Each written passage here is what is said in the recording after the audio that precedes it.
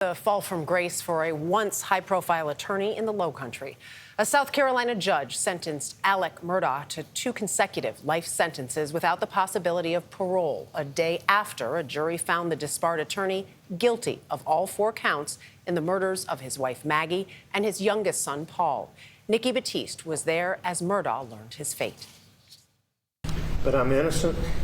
I would never, under any circumstances, hurt my wife Maggie. And I would never, under any circumstances, hurt my son, Paul. A day after a jury convicted Alex Murdaugh of double murder, Judge Clifton Newman did not mince words. Well, and it might not have been you.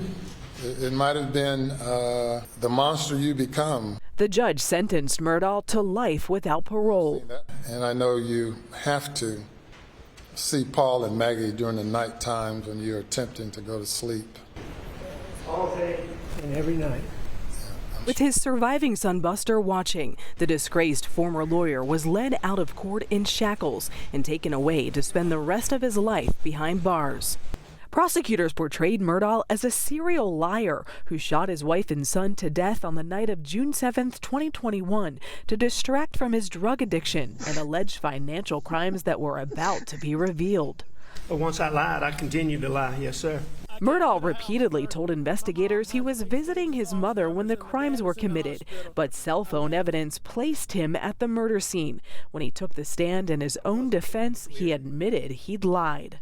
I don't think I was capable of reason. Defense attorney Jim Griffin. He could have had Mother Teresa up there talking about how he's changed, and he would have gotten a life sentence. There's no question.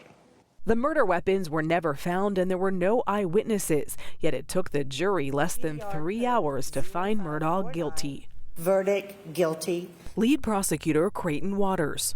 A verdict like this doesn't give Paul and Maggie their life back, but at least that jury gave them a voice. The defense told me they plan to appeal the guilty verdict, but regardless of that outcome, Murdaugh could still face life in prison for his alleged financial crimes, some of which he admitted to during this trial.